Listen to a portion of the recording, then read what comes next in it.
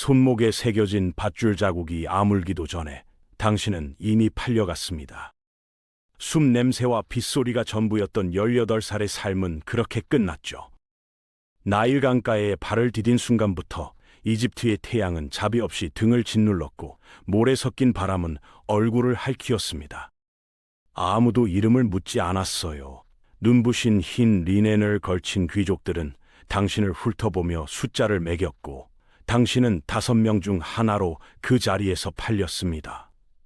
이건 먼 옛날 이집트의 이야기가 아닙니다. 선택지가 없는 곳에서 살아남아야 했던 한 사람의 이야기입니다. 그늘막 아래 사람들은 당신의 팔 길이를 재고 허리 둘레를 확인했습니다. 말 한마디 없이요. 거친 천으로 몸을 닦이고 등에는 기름이 발렸으며 가슴 위엔 부서진 꽃가루가 뿌려졌습니다. 누군가의 취향에 맞게 포장되는 물건처럼요. 아무도 당신에게 묻지 않았습니다. 괜찮냐고도 이름이 뭐냐고도 그저 그들끼리 당신의 쓰임새를 논의했을 뿐이에요.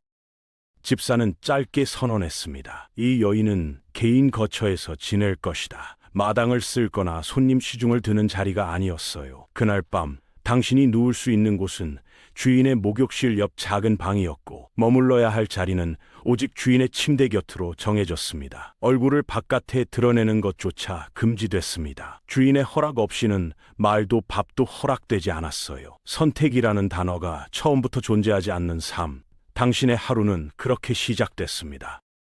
누군가의 명령이 떨어지기 전까지는 숨조차 조심해야 하는 그런 하루였습니다. 당신의 이름은 지워졌습니다. 대신 해마라는 이름이 붙었어요. 누군가 편하게 부르기 위해 붙여준 이름이었죠. 20살이 된 당신은 그 사실에 더 이상 분노하지 않는 법을 배웠습니다. 분노는 사치였거든요. 살아남으려면 감정을 숨겨야 했고, 그래서 당신은 웃었습니다. 아무 의미 없이 그냥 웃었어요.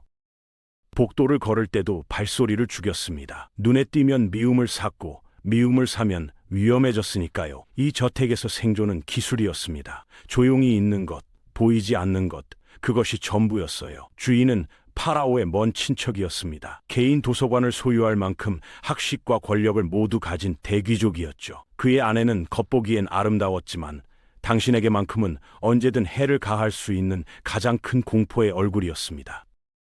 연회가 열리는 날이면 당신은 투명 인간이었어요. 그런데 주인의 시선이 당신에게 조금이라도 머물면 여주인의 손마디가 굽혀졌습니다. 말 한마디 없이도 전해지는 분노였죠. 그 눈빛 하나가 당신의 하루를 통째로 바꿀 수 있었습니다. 거부할 수 없다는 것, 당신은 처음부터 알고 있었습니다. 그래서 더 무서웠어요. 주인의 접근은 늘 조용했습니다.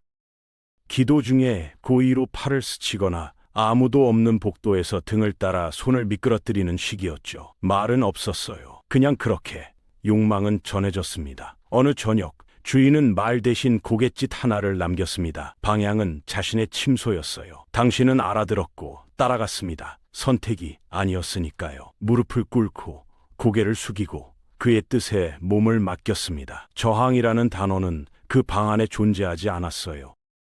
주인의 리넨 옷에서는 파피루스와 송진 냄새가 짙게 배어 있었습니다. 말투는 정제되어 있었고 손길은 예상보다 부드러웠어요. 그게 오히려 더 혼란스러웠습니다. 잔인하면 미워할 수라도 있었을 텐데 부드러움은 감정을 뒤흔들었으니까요. 밤이 끝난 후 주인은 석류 씨앗 하나를 당신의 손에 올려놓으며 말했습니다. 신들이 기뻐하시는구나. 무슨 뜻인지 알 수 없었어요. 당신은 그냥 고개를 끄덕였습니다. 그 씨앗을 손에 쥔 채 아무 말도 하지 못하고 밤을 버텼습니다. 몸이 달라지기 시작한 건 몇 주가 지나서였습니다. 아침마다 속이 울렁거렸어요. 처음엔 그냥 넘겼습니다. 이 저택에서 몸이 좋지 않다는 건 사치스러운 불평이었으니까요. 그런데 어느 날 아침 손에 쥐고 있던 쟁반을 바닥에 떨어뜨렸습니다. 금속이 돌바닥에 부딪히는 소리가 들렸는데 아득했어요. 세상이 잠깐 멀어지는 느낌이었습니다. 몸이 내 것이 아닌 것 같은 그 감각. 당신은 그게 무엇을 의미하는지 어렴풋이 알고 있었습니다. 그때 나이든 하녀가 다가왔습니다. 아무 말 없이 손을 뻗어 당신의 배 위에 조심스럽게 올려놓았어요. 거칠고 주름진 손이었지만 체온은 따뜻했습니다. 이 저택에서 누군가의 온기를 느껴본 게 얼마만인지 기억도 나지 않았어요. 하녀는 낮은 목소리로 속삭였습니다. 겁내지 마세요. 오히려 이게 당신을 지켜줄 수도 있습니다. 그게 전부였어요. 더 이상 아무 설명도 없이 그녀는 자리를 떴습니다.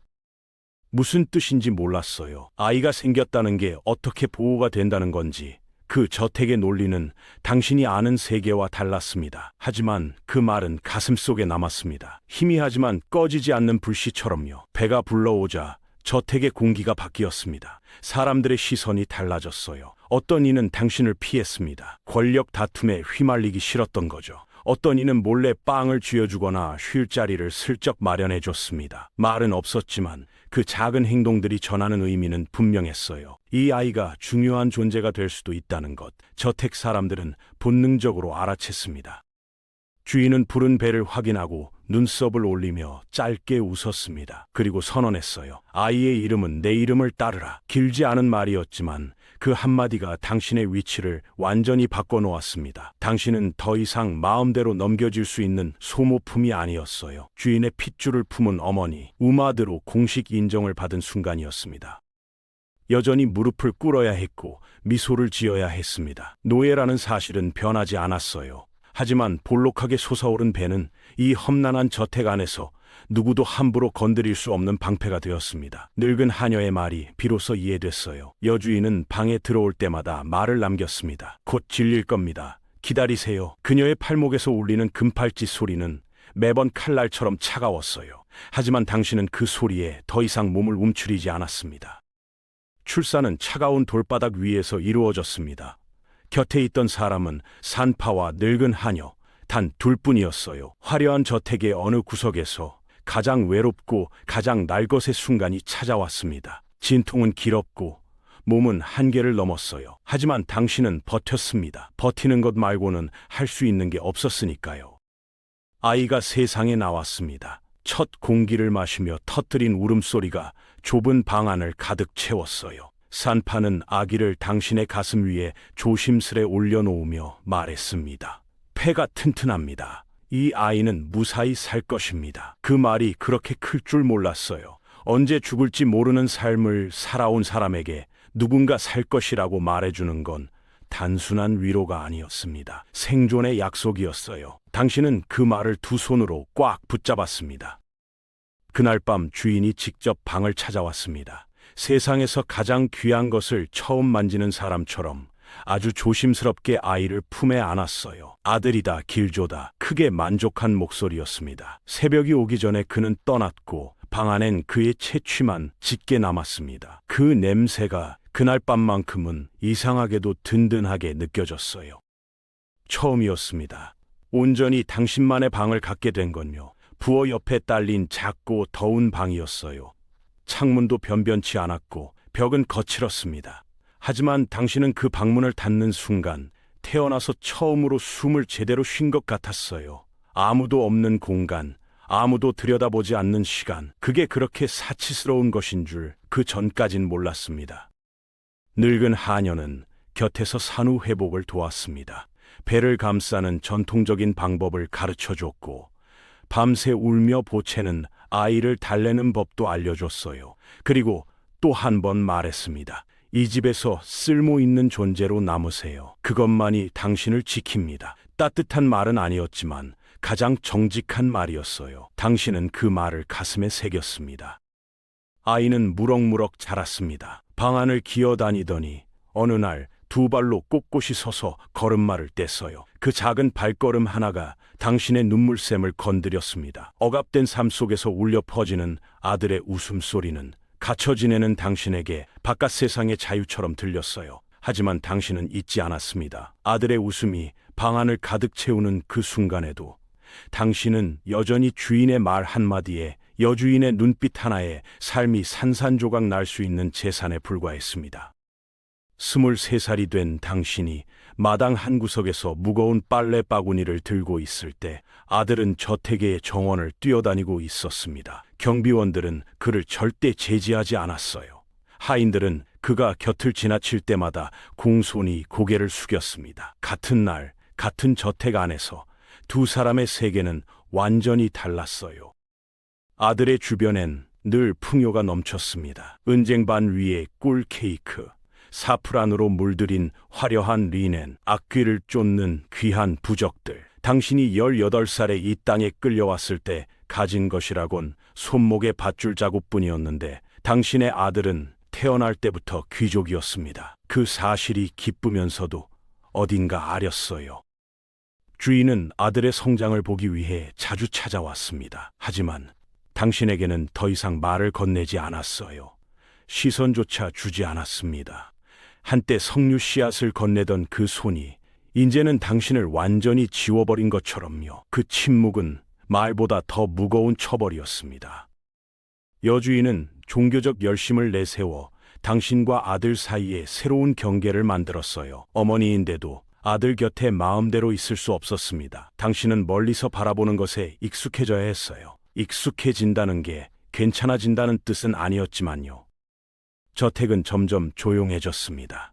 여주인은 눈에 띄게 병약해졌고 하인들은 그녀의 심기를 거스르지 않으려 발자국 소리조차 죽였어요.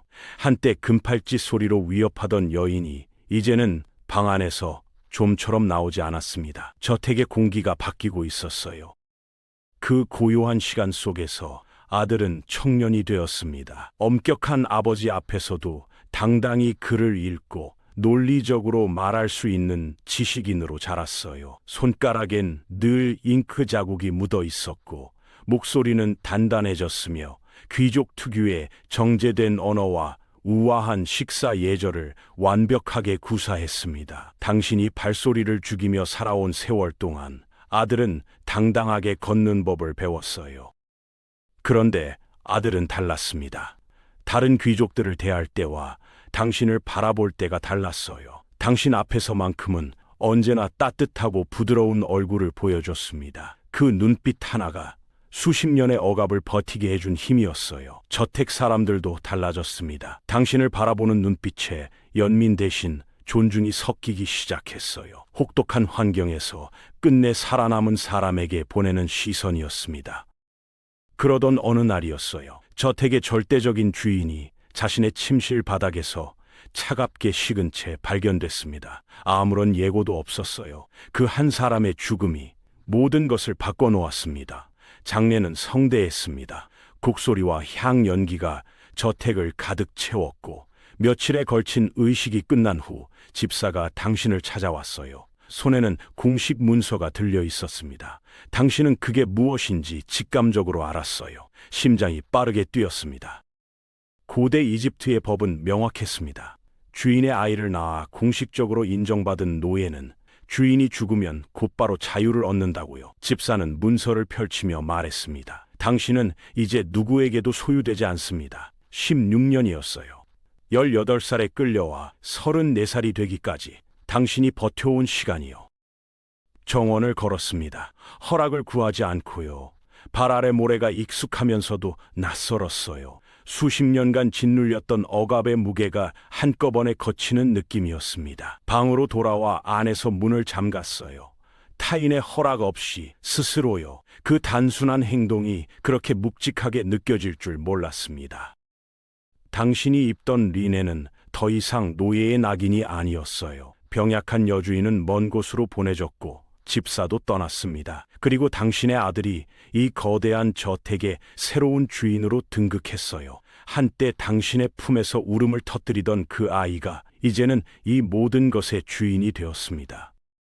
그날 밤 당신은 침대 밑 낡은 상자를 열었습니다. 노예로 팔려가던 날 친어머니가 손에 쥐어준 팔찌가 그 안에 있었어요. 희미하게 남은 새김을 손끝으로 더듬으며 생이별의 순간 어머니가 흘리던 눈물을 떠올렸습니다. 그때 품었던 간절한 희망도요.